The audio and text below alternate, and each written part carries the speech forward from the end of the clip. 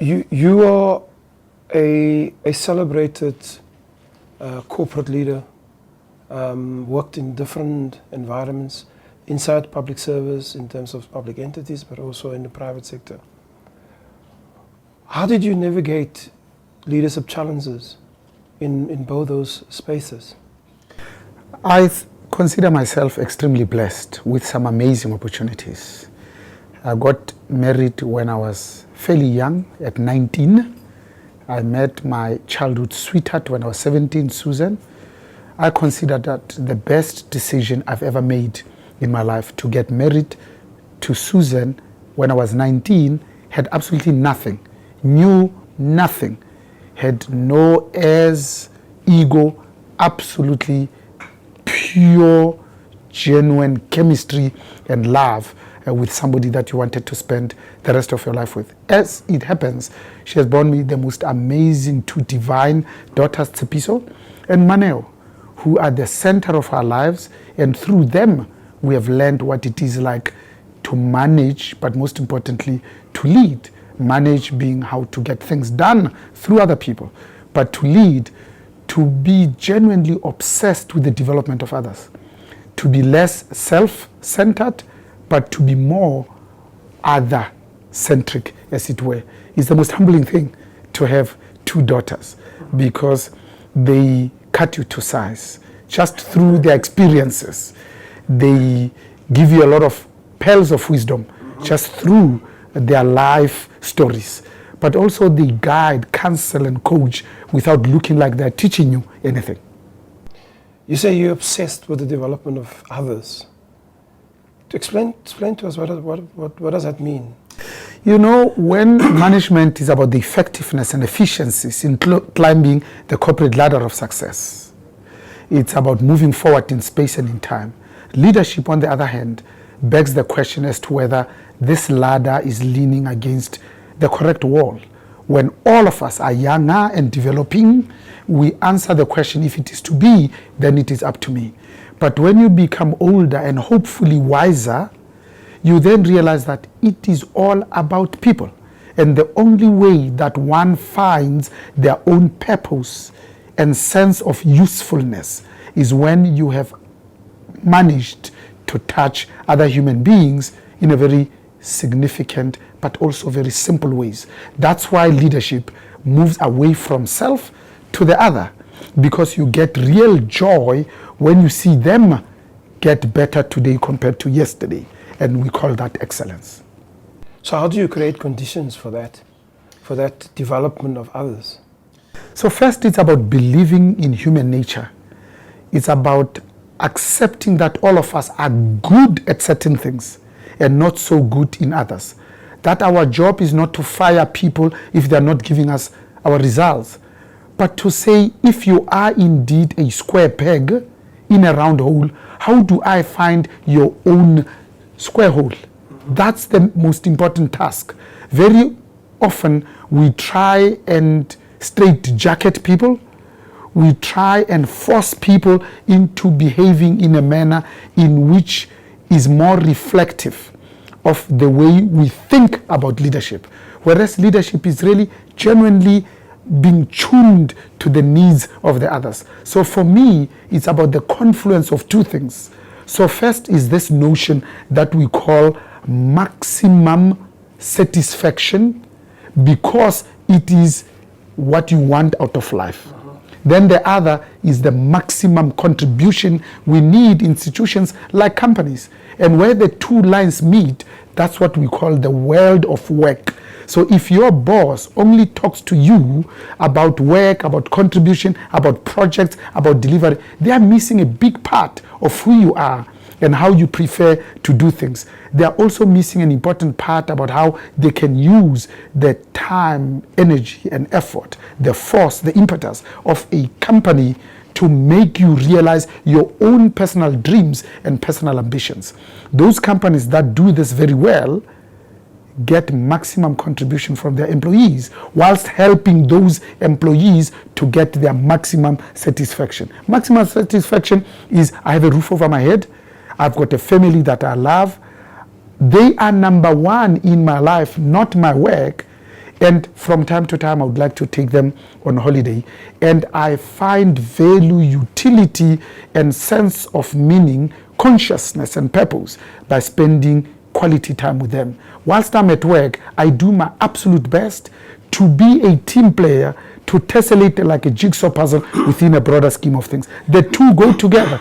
It is not problems to be solved, but polarities to be managed. How do you become an effective, efficient manager at work whilst being a considerate, loving father at home? The idea of managing that conflict cannot be resolved, or differences can't be resolved at a deep level, but that we need to manage it. And in fact, many will talk about polarities cannot be resolved. Polarities needs to be managed. Tell us how do you go about managing polarities in your work settings and in your other social engagements that you have with various people? So the way I think about it is, at any point in time, there's usefulness for any human being. It cannot be that God brings you into this world and you are absolutely useless. Mm-hmm. Our job as leaders is to find your mojo, what turns you on, how you prefer to do things, not how we do things here. Learn this, shape up or sheep out. That's not our job. Mm-hmm. So at any point in time, we are moving from the one to the other extreme, depending on the requirement of the situation at that time. Often we talk about it's okay for companies to insource, but at some times it is okay for companies to outsource. Therefore, the polarity is insource, outsource on the other. The same with leadership. There's a pole where you become a decisive, charismatic leader, and then at some other time you are required by the context to be consultative and participative. The best leaders are the ones who are conscious and awake and are curious about how to move from the one to the other, not to talk to their own style, but to talk to how you prefer to do things. The best leaders are the ones that invest time, energy, and effort. And so I've got a team of 6-8 people. I can't treat them as one uniform whole, but I need to speak to them as if they are the only thing that genuinely matters at that time. I need to find out how they prefer to do things.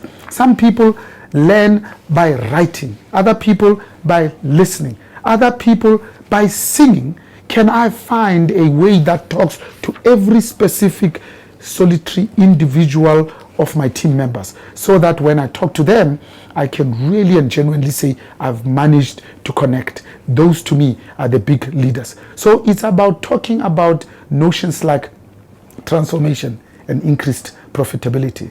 It's talking about things of nation building and yet still be a good corporate citizen.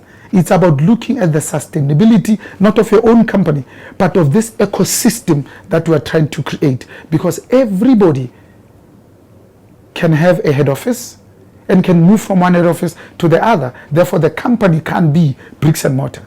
And everybody can go to the bank, leverage their position, and borrow money based on their balance sheet. Therefore, the company can't just be the resources that we have.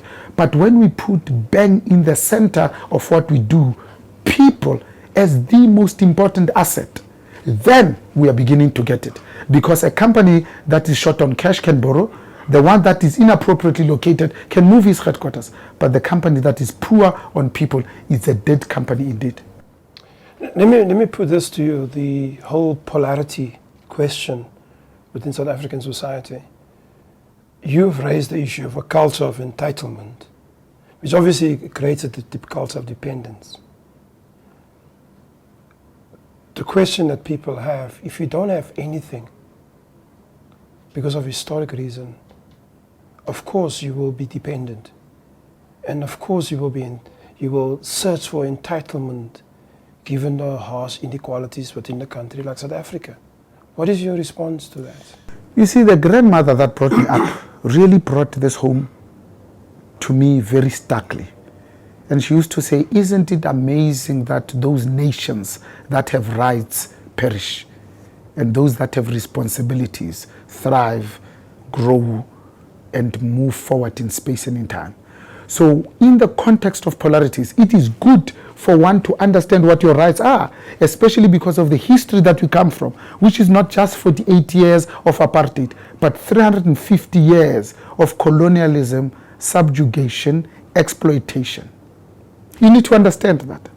You need to understand how the past is going to shape the present so that we spend 80% of our time into the future.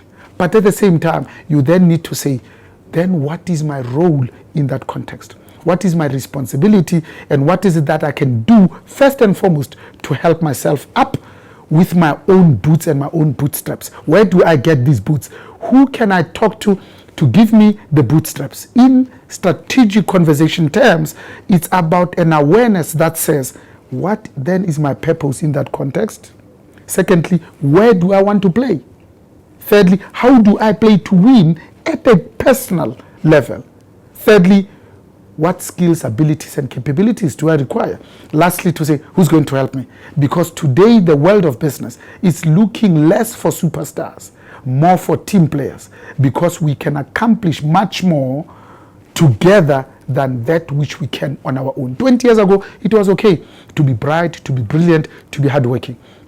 Today, the central question is, how can I be a team player? How can I fit in? How can I be a seamless part of a whole that can take us to places that we didn't even know existed? If you say that we need to take people out of the space of dependencies indirectly, what are the conditions that needs to be created, and who's responsible to create those conditions? Exactly to be obsessed with people's development through creating of those conditions. So the first one for me is to look at the math of the South African geo-economics and socio-political order. So there's about 55 million of us. 11 million of us only are tax paying, and yet we're supporting 17 million who are on some sort of social security. So less supporting the many. It cannot be sustainable. Most economies in the world, when you look at their structure, looks like a diamond. A small super rich and a small super poor, extreme poverty, but a huge middle class. So that from taxes, from revenue, you can then support those that are less fortunate than us. In South Africa, that looks more like a triangle. There's very few that are super rich, a small middle class, whose job it is to look after even a bigger pool of people that are in extreme poverty. So when you talk in the African context and in South Africa, in fact, when people do well, when we say we are moving 400,000 families into the middle class and defining the middle class as those people that earn 8 to 10 US dollars a day, therefore on average 8,000 to 10,000 US dollars per annum. You can see it's not a lot of money.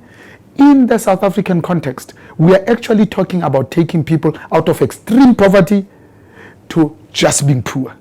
But we are not building a sustainable middle class. Therefore, this issue of entitlement should not arise. When we became free, I think our forebears gave us an amazing gift of a united, non-racial, inclusive constitutional democracy. The one thing that we did not pay particular attention to is to be very explicit about our own responsibilities, to say what is going to make us internationally competitive. It's not the RDP program. It's not the free houses. It's not the quality free education. It's our hard work, because globally competitive companies and growing economies are not built just by mergers and acquisitions. They are actually built by making goods and services for which you can name your price that the world needs. It is about being less obsessed about academic qualifications, because only 7 to 11% of any nation at any point in time go academically to a tertiary institution. The majority of us are blue-collar workers.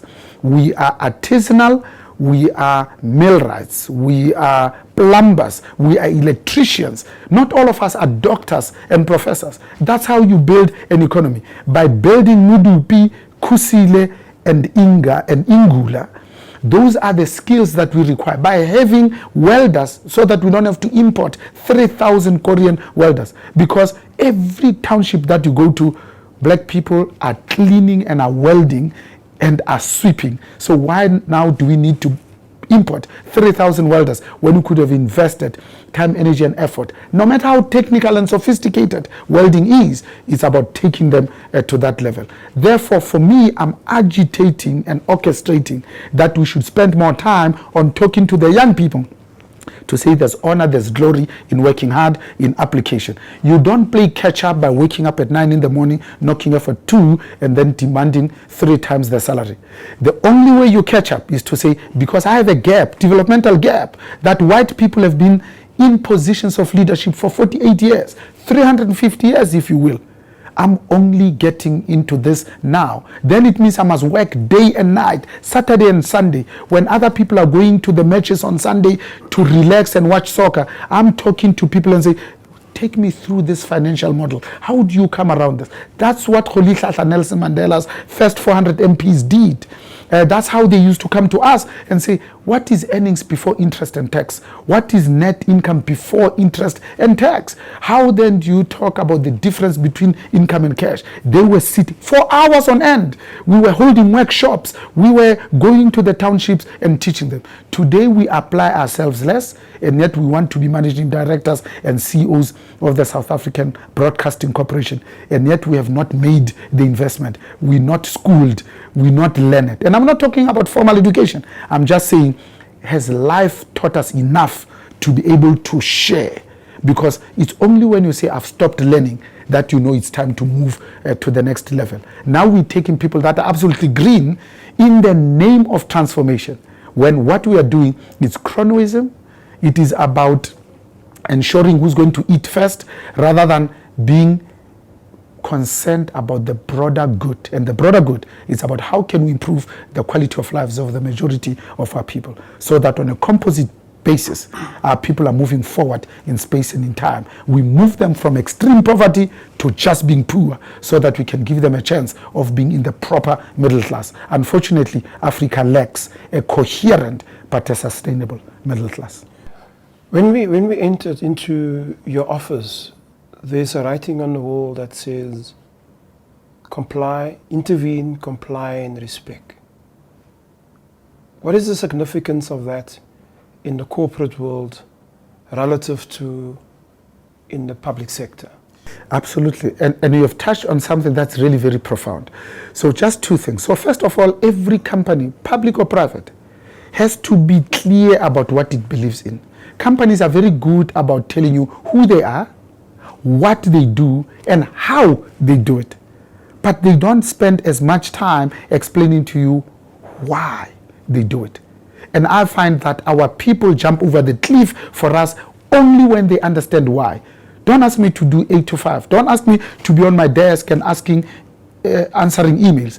But need to tell me why and explain that it is actually advisable to be in the office from about 9-ish until about 4-ish, because we have a presence in 104 countries. It becomes possible for somebody in Manila in the Americas to be wanting to talk to us. There's a reasonable expectation that we are in the, and they understand, they get that. They'll make sure that they are seated. But just to say to people 8 to 5, it won't work. So the one is this notion of values. What are those things that are absolutely fundamental to us? This beacon of hope, this lighthouse, that even in difficult times, they don't shift, they are not flexible, we don't bend them, but they guide us, especially during difficult times, especially when we have to make difficult decisions. And those values are embedded in us. They are cast in concrete, they define who we are. In this company, we call that honesty, integrity, and respect. Let me talk a little bit about respect. Even if I catch you red-handed stealing from me, I don't fire you like a dog, pack your things, and you're out of here. I go through a process. That's what this country expects us to do. I still talk to you like a human being. And in our conversation, I get to a point where you come to the conclusion that I've acted in a manner That's not an agreed way of doing things. I've acted outside of the agreed upon values. And then I ask you, under these circumstances, what is the most logical thing to do? You come to the conclusion that under these circumstances, I've shamed myself. I've let my team down. Maybe the best thing to do is to pack my things and go. And you leave. And as you go to your car with tears rolling down your face, you say, damn it, I've lost my job, I've lost my fixed source of income. But they still treated me with respect. The ones that you talk about is our deportment, how we view business. My grandmother used to say, isn't it amazing that those people that chase money hardly ever make any? And yet those that follow their passion make money until come out of their ears. So the way we position ourselves as a company, we say, first and foremost, be well. We want people that are healthy, that are complete, that are wholesome. Not people that have just had a car crash and they come rushing here, bleeding. You're not useful to yourself, let alone useful to your other colleagues. So here we will fire you for exceeding the speed limit. We will fire you for speaking on your cell phone whilst driving because you are not being well. You are putting your own life in danger, but also that of others. Secondly, we say comply. We say as a good corporate citizen, our job is not to argue about the morality, the rightness, or the appropriateness of laws. No. The law says companies will pay 28% corporate tax. We pay it with a smile. It says PAYE or individual tax is up to 48%. We pay it. We don't argue. Our job is to comply. It says there's a law in this country about broad-based black economic empowerment to make sure that the ownership, the structure of this economy is broadly reflective of the demographics. We don't argue with that.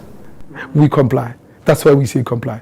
Lastly, we say then learn how we do business. In that order. So we put people first. And then we put probably the environment after that. Lastly, profits as a logical conclusion, because the one person who brings this home more than anything else is William E. Mack, the founder of this American pharmaceutical company called Mack in the States, MSD outside of the States, Mack Sharp and Dome. Every office in the 222 countries and locations where they have a presence, they have the vision statement, the mission statement, but most importantly, they have the founding statement of William E. Mack, and it simply says, we try and remember that medicine is for the people, not for the money. The more we have remembered that, the more money we have made. And it's focusing on those values to make sure that we don't lose our humanity, we don't lose about how we fit in within a broader order called life. That work on its own can't be the be-all and the end-all of what we do. I'll take two more questions before I let you go. Can I just ask you, before the two questions, how would you apply what you just said to the private sector? What would be the lesson for the private sector? Because that's probably where it matters for the majority of our citizens, if not all our citizens. You see, the leadership concepts are exactly the same, whether in the private or in the public sector. In fact, the fundamental principles are exactly the same, whether in the private sector or in the public service. Because if you understand the definition of cooperative governance as the separation between ownership and control, you'll do it whether you are the sole shareholders government or whether you are an old mutual owning a 60% share in mutual and federal. You'd want that it is governed in a manner where your presence, your ownership is not reflected in the way things are done. Secondly, whether you define it from the Companies Act or the King 3, now about to be King 4, which is informed by the Cadbury report of the UK about governance, you'll define fiduciary responsibility the same way that we have it in our PFMA that says is to always act in the best interest of the entity, and not in the best interest of the shareholder, nor the best interest of the employees. It doesn't matter whether it's public or private, because what are we involved with? We are really involved with the duties of faith, good faith, the duties of care, skill, and diligence. because management principles are all about planning, about leading, about coordinating, and about organizing. And those are true whether you run a SAA, SABC, or you run Anglo-American Corporation or Lonmin. In 2012, Shell reached a settlement with the Competition Commission in terms of a contravention of a part of the Competition Act.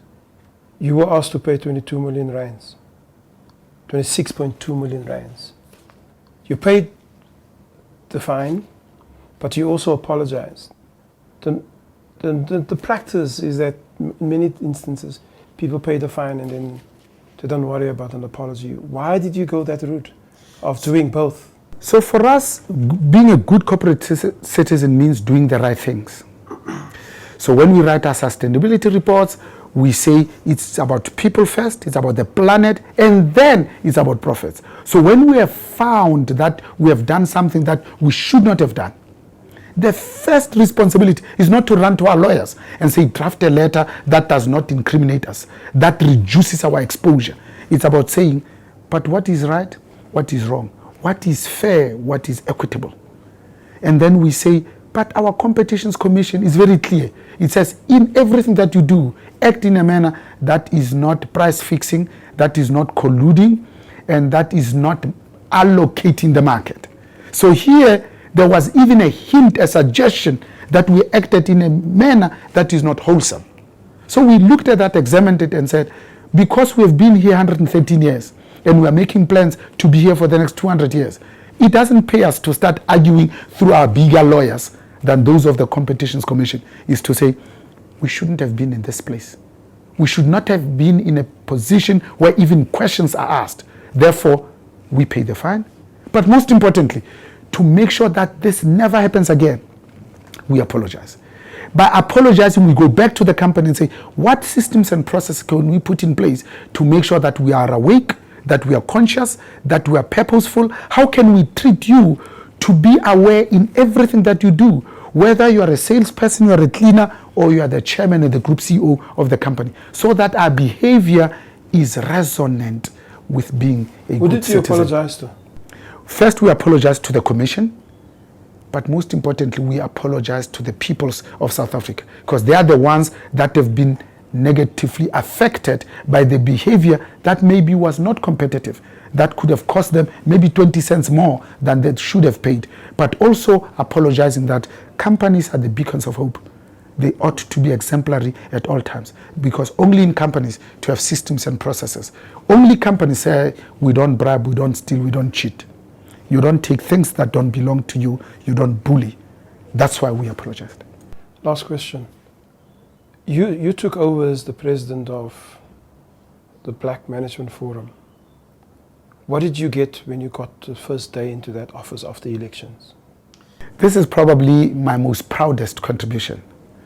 We are proudest when we serve others, not when we are self-serving. We are happiest when we are always focusing on the broader good. So the BMF for me is an epitome of black people's struggle. It's where the warriorship, the gallantry, the bravery of black people is demonstrated. This is where we show that as a people we can survive the harshest of conditions. Our reason for existence is only twofold. Is the development of managerial leadership primarily but not exclusively amongst black people. Because these are the ones that have not been managing directors for 48 years, but probably maybe for the last 20, 21 years. They are the ones that need to be equipped with world-class skills. Secondly, it's about socio-economic transformation. Because we come from a dark place, we're not proud about where we come from. Therefore, we need to fundamentally break with the past. We need to be forward-looking and giving effect to the South Africa of Rolihlahla Nelson Mandela's dreams.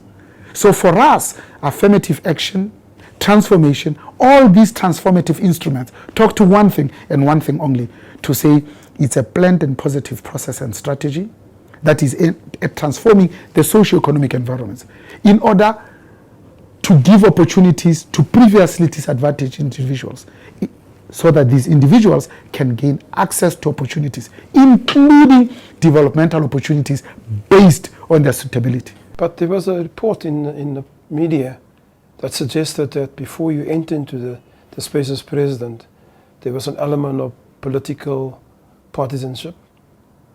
There was concerns about the lack of professionalism that seeped into the Black Management Forum, but moreover that you yourself were not happy with the withdrawal from Business Unity South Africa. Now you stepped into that space. Clearly you needed to have a set of, how did you respond to that in the first place? In fact, the BMF was broken. You're absolutely correct. So first of all, our founding principles are very clear. It says that we are an advocacy organization that is non-racial, that is non-sexist, but most importantly, that is non-partisan, although not apolitical. So it means the only thing that should put us together is our obsession with the development of managerial leadership. That's the only thing. Whether you belong to the IFP, to the ANC, to the DA, or you are an atheist, you must find a home in the BMF only because you share our passion to develop other managers. And you want to fundamentally break with the past. So here we found an organization that was not only a branch of the ANC, but a faction of the ANC. And he said, but how did we land into this space? Not only that, but here was an organization that wants to put people on their boards, but they would never have a conference that starts on time and ends on time. And yet our grandmothers used to tell us that punctuality is the politeness of kings. How can we aspire for greatness into the corner office when we can't even manage our own affairs? Lastly, we couldn't even be professional in our engagements. We were internecine, it was strife, it was about what is it that I can get. We didn't go to the BMF to say, what is it that I can contribute to what making sure that over a period of time, Black people can take their rightful place in positions of leadership. So to change that, we had to remind them of these founding principles. So the pendulum had moved the other way. We knew that it had to be here somewhere. But to bring it here, we had to swing it all the way the other side. And we did that very purposefully, deliberately, but very gently, authentically, with the most amazing level of understanding. So the first thing we did was to go to Futi Mtoba, the chairperson of Deloitte, who was also the president of BUSA, elected, not appointed, to say we were wrong as the BMF when you were appointed as an African woman to say transformation has taken a backstage and a step backwards. How could it be? All your life, the way we have known you, the way you have engaged, interacted, and interfaced with us, it's somebody who is absolutely obsessed with transformation. You spend your own money to make sure that a Black daughter is educated. We were wrong. We went to Simon Sussman at Woolworths and said we were wrong by not supporting you at the time that we were attacked for focusing on transformation, because it is contained in our founding documents, which is the Constitution Article 5, 3A, that says, even though we talk about equality before the law, it shall not exclude measures whose purpose is the amelioration of conditions of previously disadvantaged individuals. And then lastly, we went and apologized to Audi for saying we were so rabidly commercial that we were a partner with us. When Mercedes-Benz came to partner with us, we dumped you without even writing you a letter, let alone having a conversation with you, and we went with a better badge. We apologized. And then we went to our own people and say, what does it mean to be professional? What does it mean to have responsibilities, not just to have our rights? We worked in our 9 provinces. We worked in our 26 branches. We beefed up national office. We hired a CFO when we had a financial director, Busisiwe Mavoso, an incredible, good, quality human being. But we were running a BMFI, an investment that had a net asset value of 300 million. And those that were formed after us were 1.5 to 3 billion, and we had not grown. We then hired a head of research to say, before we open our mouth and take any position, it must be adequately researched and backed with dispassionate facts and with third-party support. And based on that, we really were able to achieve some things. Lastly, we said, you know what, the only document of substance was the blueprint on affirmative action, which is 20 years old. We have not produced any work that is worthy of respect. So we embarked on a 36-month study on the understanding of the framework of what it is like to handle transformation in our own institutions. And we want to follow it up with just a one page. When company says, but we don't know what to do, we can say, here is the model. The same way that we have 7 elements of the codes of good practice, we'll now have 5, 10 things that progressive companies must do to stem out racism and to be pro those previously disadvantaged. And we call this the transformation barometer, to measure the level of discontent amongst black people, but also to measure how we have not moved in terms of transformation, but also to measure how the black representation and women representation in positions of leadership has gone backwards in 21 ways when it was supposed to be moving forward in space and in time. And based on that, we came up with 3 actions that we're going to drive with the singularity of purpose. So by the time we left office, we left an organization that was financially healthy, its respect was back, was engaging with the captains of industry on an equal footing. I stopped apologizing. We're now holding their feet to the fire. Thank you very much for having me. I need to ask you about your grandmother, because you're referring continuously to the grandmother. Yes. But this is a small question before that. Yes. You served 1 term, why? And then just tell us quickly about the lessons of your grandmother, because you do refer to her consistently in different Yes, absolutely. So first of all, why 1 term, and tell us. Yes, so first of all, there's 55 million South Africans. I really believe that in that first 400 MPs cohort of Rolihlahla Nelson Mandela, any of them would have gone on to become the greatest president the world has ever seen. So Africa has talent. So we don't want to make true the assertion that says, but there's no talent, there are no skills in Africa. So when you are given an opportunity to serve, that's what it is, just an opportunity to serve. You say, how can I come in the shortest period of time, make my contribution? It's like a relay. You've got the baton, you run the fastest and the hardest and the cleverest, and then you hand it over to somebody younger and much more hardworking than you, so that they can give it a step change. But if you go for the second term, which is 3 plus 3 years, by 6 years, it's very easy for you to be complacent, to be lazy, and to stop innovating. But also it says, but I can only see leadership in myself. So my grandmother used to say, it is actually quite good for you to say you can, but it's actually a problem when you say only I can, because all the 55 million South Africans can do better than you. Your job is to lay the foundation so that your children find an easier life. That's why today we're talking about generational wealth, not just our wealth, to say how can we set up our children so that they're better off than us. That's why the 1 term, because it is always nice to know when to give up, when you still have energy, when you are still lucid, when you can still be appreciated, rather than want to die on the job because there's something to hide. Lastly, all of us learn, when a student is ready, a teacher will appear. So for me, the most profound warrior of warriors was my grandmother. Single mother, raised a number of kids, woman in an environment where my grandfather had 7 wives, very polygamous, but said, my kids will never go hungry for as long as I've got 2 hands. Hardworking, painted, planted millies in the field, sent us to school. When our parents were looking at making life, said, you bring them here, I'll put them on my knees and give them some values. This is the woman who said, boys, and it's true for girls as well, learn best by looking at the back of their heads of their fathers. Therefore, as a father, you should be exemplary. You shouldn't tell your kids what to do. They must want to emulate what you do, what you act, what you live. That's the best lesson. That's why my grandmother.